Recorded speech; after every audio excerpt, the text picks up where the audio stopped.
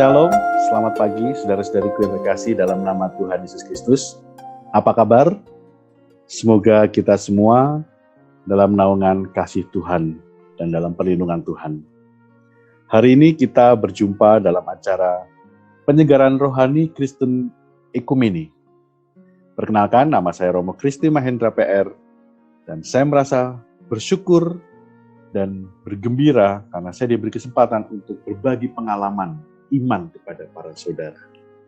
Namun sebelum kita merenungkan sabda Tuhan, untuk memulai acara penyegaran rohani Kristen Ekumene ini, mari kita awali dengan doa pembuka. Dalam nama Bapa dan Putra dan Roh Kudus. Amin. Allah yang Maha Kasih, kami bersyukur kepadamu karena Engkau melindungi dan menjaga hidup kami hingga hari ini. Kini kami ingin hening sejenak untuk mendengarkan sabda-Mu yang merupakan pondasi iman dan hidup. Kami mohon utuslah Roh Kudus agar kami mampu mendengar, merenungkan, dan menghayati dalam hidup. Demi Kristus Tuhan dan pengantara kami. Amin. Para saudara yang terkasih, hari ini kita mau merenungkan satu perikop dari kitab Amsal, bab 9 ayat 1 sampai dengan 10, dengan judul Hikmat, Undangan Hikmat dan Undangan Kebodohan. Saya akan membacakan seluruh ayat dan para saudara silakan mengikuti dari teks yang sudah tersedia dalam slide di depan Anda. Hikmat telah mendirikan rumahnya, menegakkan ketujuh tiangnya, memotong ternak sembelihannya, mencampur anggurnya, dan menyediakan hidangannya. Pelayan-pelayan perempuan telah disuruhnya berseru-seru di atas tempat-tempat yang tinggi di kota. Siapa yang tak berpengalaman, singgahlah kemari. Dan kepada yang tidak berakal budi katanya, marilah, makanlah rotiku dan minumlah anggur yang telah kucampur. Buanglah kebodohan, maka kamu akan hidup. Dan ikutilah jalan pengertian yang Maha Kudus adalah pengertian. Siapa mendidik orang pencemooh, mendatangkan cemooh kepada dirinya sendiri. Dan siapa mengecam orang fasik, mendapat celah. Janganlah mengecam seorang pencemooh, supaya engkau jangan dibencinya. Kecamlah orang bijak, maka engkau akan dikasihinya. Berilah orang bijak nasihat, maka ia akan menjadi lebih bijak. Ajarilah orang benar, maka pengetahuannya akan bertambah. Permulaan hikmat adalah takut akan Tuhan. Dan mengenal Yang Maha Kudus adalah pengertian. Demikianlah sabda Tuhan. Syukur kepada Allah. Para saudara yang terkasih, kalau para saudara mengamati, ada beberapa kata dan beberapa frase yang saya beri warna. Nah, itulah yang nanti akan saya renungkan dan ingin saya bagikan kepada para saudara-saudari. Sekurang-kurangnya ada 5 poin yang ingin saya renungkan dari perikop tadi. Yang pertama, kata hikmat. Menurut KBBI atau Kamus Besar Bahasa Indonesia, arti hikmat adalah kebijakan atau kearifan. Kebijakan dan kearifan ini akan membawa kita sampai pada kebijaksanaan. Atau bijaksana. Nah, menurut para saudara, apa sih arti bijaksana itu? Bijaksana itu bukan bisa diajak ke sana atau ke sini.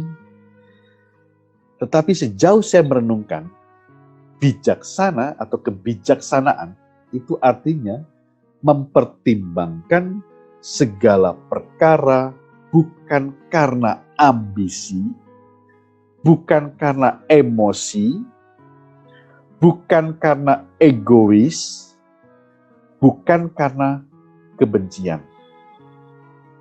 Itu kebijaksanaan, bukan karena itu tadi. Melainkan ketika kita mempertimbangkan segala perkara, itu didasari akan kerendahan hati di hadapan Allah, penyerahan total kepada Allah, dan usaha manusia yang sungguh-sungguh melibatkan Roh Allah. Kita ingat dalam kitab Kejadian bagaimana Allah menciptakan manusia secitra dengan Allah. Dengan kata lain, kalau Allah itu maha kuasa, maha baik, maha bijaksana, maka keturunannya, ciptaannya semua bijak. Dan Allah tidak pernah menciptakan isi bumi itu dengan ketidakbijaksanaan. Kita ingat dalam kitab Kejadian, Allah menciptakan semua baik adanya. Maka poin pertama ini dulu yang harus ditangkap maknanya agar Bapak Ibu itu tidak ngawang-ngawang gitu ya, tidak ngawang-ngawang. Ini apa sih artinya hikmat? Sering diucapkan tapi ketika dituntut untuk berperilaku hikmat nggak ngerti. Maka poin pertama, semoga para saudara menangkap makna dari sebuah hikmat itu.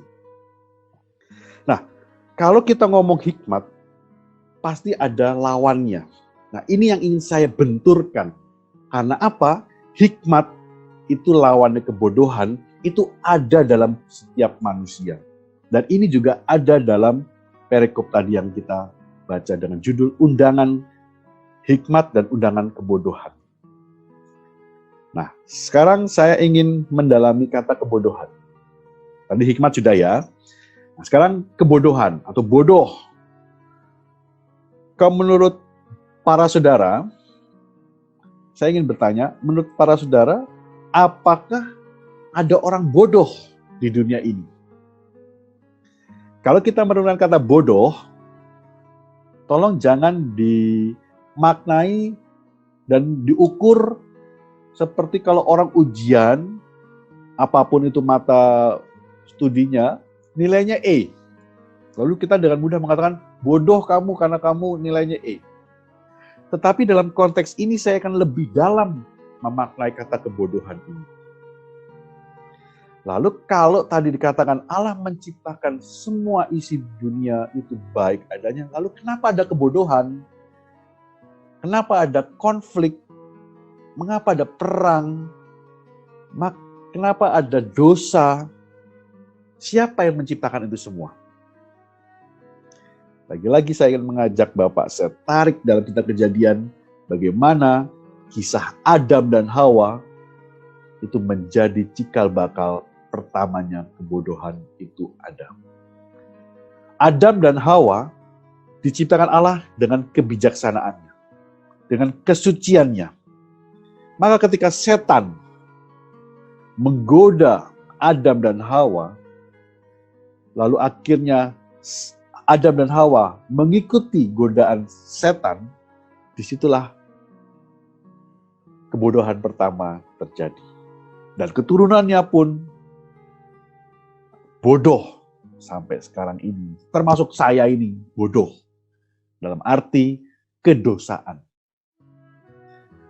Maka ini harus dibenturkan. Kalau ada kesucian maka harus digunakan untuk melawan kedosaan. Kalau ada hikmat, ini harus membantu agar orang tidak jatuh dalam kebodohan. Maka pertanyaan yang mendasar, kira-kira saya ini masuk dalam kategori hikmat atau kebodohan? Karena kita tahu, hikmat itu selalu bersumber dari Roh Allah. Nah, saudara-saudara terkasih, kita tadi sudah mendalami makna hikmat. Yang artinya ketika kita memutuskan segala perkara, itu bukan karena kebencian, ambisi, egois, kebencian, tetapi sungguh-sungguh dari penyerahan total kepada Allah. Saya teringat akan sebuah pengalaman dari seorang bendahara di kantornya. Dia datang ke gereja, lalu curhat kepada saya.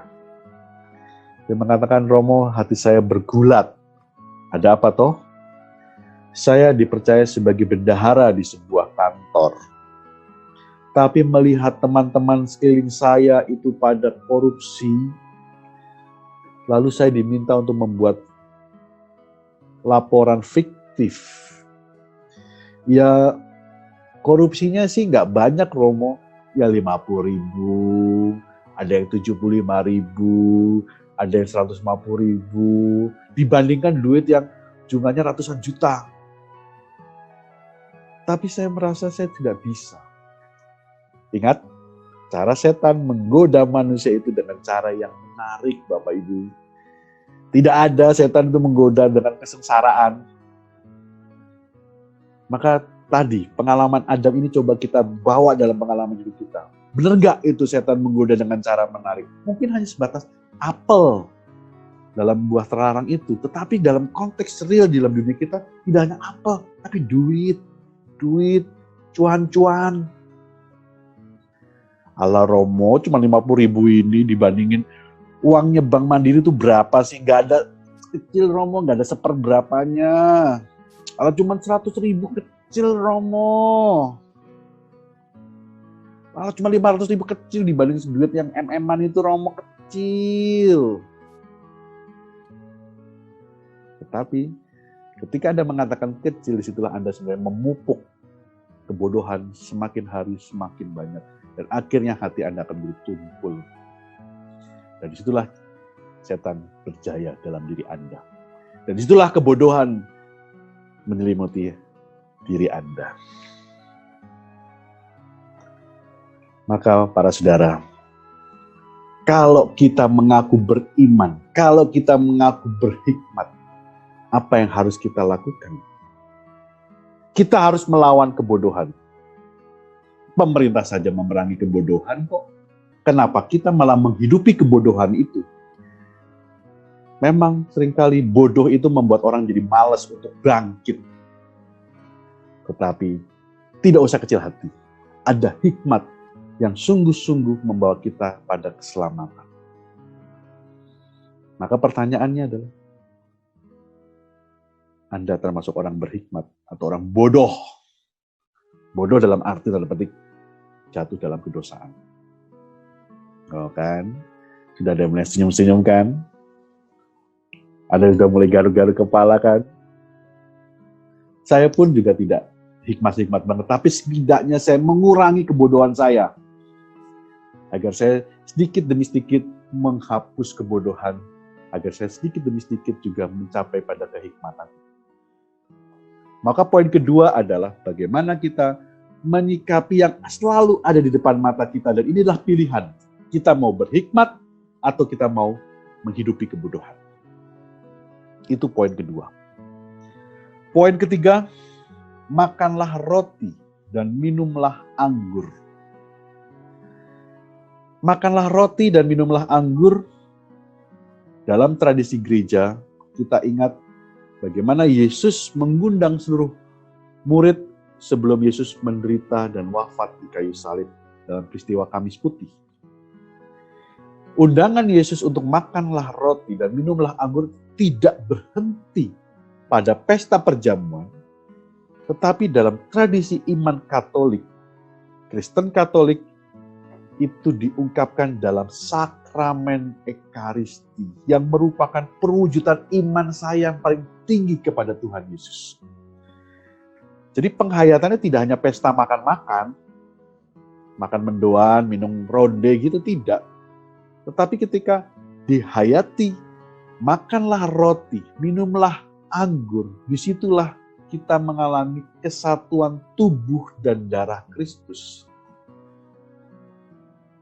Dalam tradisi iman Katolik, kata makanlah roti itu diungkapkan sebagai inilah pengorbanan darah dagingku yang dikorbankan bagi banyak orang agar orang-orang tidak merasa kelaparan, orang-orang tidak merasa kekeringan rohani.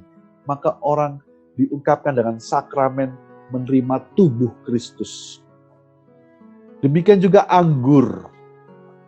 Yesus mengedarkan piala berisi anggur yang menyimbolkan inilah darahku yang dikurbankan untuk banyak orang untuk penghapusan dosa. Kata-kata institusi Yesus dalam kitab suci diwariskan oleh kita sebagai umat Kristen, khususnya Katolik, sehingga itu menjadi kata-kata transenden, pengubahan roti dan anggur menjadi tubuh dan darah Kristus yang diterima oleh umat Katolik setiap hari maupun setiap minggu. Dan inilah ungkapan iman paling tinggi. Karena apa? Kita sungguh mengalami kesatuan, kita sungguh makan tubuh Kristus, kita sungguh minum darah Kristus.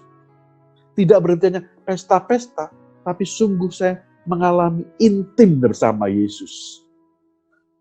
Dan kalau kita merenungkan kata Ekaristi, ini sangat besar maknanya. Ekaristi dari kata Eukaristia yang diterjemahkan menjadi bahasa Indonesia berarti puji dan syukur. Puji dan syukur ini ingin membantu umat beriman ketika menghadapi segala banyak perkara, mau pengalaman senang, pengalaman sedih, pengalaman syukur, pengalaman duka, pengalaman pernikahan, ulang tahun, bahkan sampai kematian, diungkapkan dalam Ekaristi sebagai ungkapan syukur kepada Allah bahwa itu adalah pengalaman iman. Saya belum pernah mendengar ada orang yang sungguh beriman Katolik ketika menghadapi kematian itu adalah suatu kutukan. Saya harus berani katakan kematian dalam tradisi gereja bukanlah kutukan, tetapi itu rahmat. Karena Tuhan Yesus sendiri mengalami kematian dan kebangkitan. Maka pengalaman seduka pun diungkapkan dengan penuh syukur. Kalau masih ada umat beriman Kristen menganggap kematian suatu kutukan, mungkin perlu dipertanyakan ya imannya.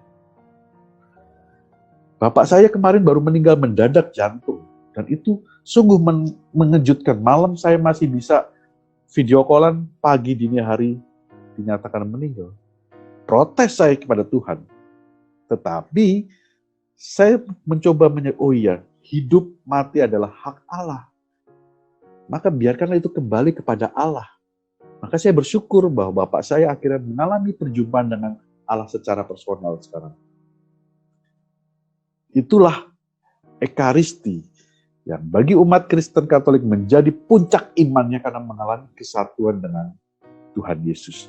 Roti dan anggur dimaknai sebagai kita menyambut tubuh dan darah Tuhan sehingga kita sungguh-sungguh terberkati karena kita mengalami kesatuan. Itu poin ketiga. Poin keempat, buanglah kebodohan dan ikutilah pengertian. Sudah kita maknai tadi, kebodohan adalah kuasa setan, maka buang. Kalau masih ada yang pegang jimat, buang. Mengakunya beriman, masih megang jimat, kedukun, buang. Dalam nama Tuhan Yesus Kristus, kita menang karena kita dihidupi dan dikuasai oleh Roh Allah. Dan ikutilah roh pengertian yang berasal dari kekudusan. Sekali lagi, saya mengajak bagi Bapak Ibu, bagi para saudara yang mengaku beriman Kristen, masih kedukun, masih ke orang pintar, buang, tinggalkan. Dan di situ kita mengkhianati kekuasaan Tuhan. Dengan kata lain, kita masih terbelenggu dalam kebodohan. Buang. Dan akhirnya, saya membuat sebuah rumus para saudara. Hikmat ditambah pengertian, disitulah Roh Allah hadir dalam hidup kita. Jangan kalah, jangan takut. Mari kita berjuang bersama, berhadapan dengan tantangan dunia yang semakin gila. Tapi setelah kita dituntut agar kita sungguh bertahan, meskipun sulit, tapi bagaimanapun Tuhan, juga kita harus bertahan pada salib Tuhan Yesus. Maka background di belakang saya itu saya senang sekali. Ada gambar lilin dan salib itu bukan semata-mata properti, tapi bagaimana lilin menyinari hati kita agar jangan sampai padam. Salib yang menjadi simbol kekuatan dan kemenangan kita harus kita jaga. Jangan sampai salib itu dibuang orang atau dilecehkan orang. Tapi sungguh kita hayati sebagai inilah iman saya. Bukan semata-mata hiasan anting atau kalung atau baju, tapi sampai masuk dalam sanubari kita bahwa salib Tuhan menolong kita sampai pada kebijaksanaan. Amin, saudara-saudara. Jangan takut, Tuhan selalu beserta kita. Kemuliaan kepada Bapa dan Putra dan Roh Kudus, seperti pada permulaan, sekarang, selalu, dan sepanjang segala abad. Amin. Mari kita lanjutkan acara kita dengan doa syafaat.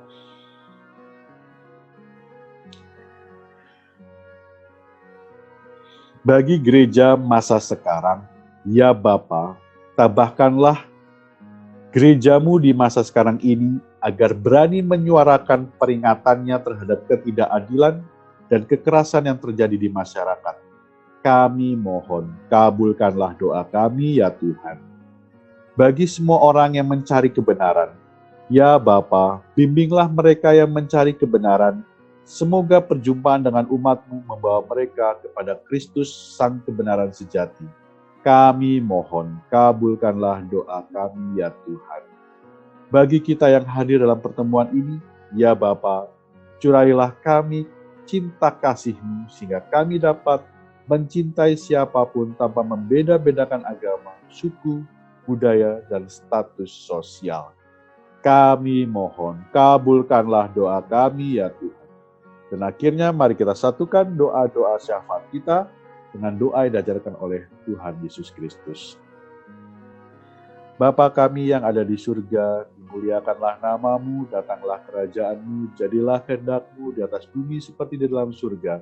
Berilah kami rezeki pada hari ini dan ampunilah kesalahan kami, seperti kami pun mengampuni yang bersalah kepada kami. Dan janganlah masukkan kami ke dalam pencobaan, tetapi bebaskanlah kami dari yang jahat. Amin. Mari kita akhiri acara ini dengan doa penutup dan berkat dari Tuhan. Marilah berdoa. Ya Allah, Engkau telah menyegarkan dan menghidupkan kami dengan santapan sabda-Mu.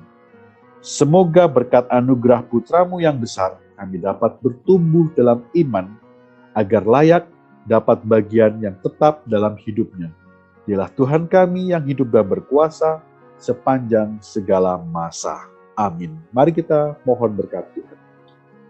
Tuhan bersamamu dan bersama rohmu. Semoga segala usaha, segala pekerjaan, segala perjuangan hidup kita untuk mendapatkan rahmat hikmat senantiasa dilindungi dan diberkati Allah yang Maha Kuasa dalam nama Bapa dan Putra dan Roh Kudus. Amin. Dengan ini, acara penyelenggaraan rohani Kristen Ekumene telah selesai. Syukur kepada Allah. Mari kita pergi, kita diutus. Amin. Shalom, semangat Kristus.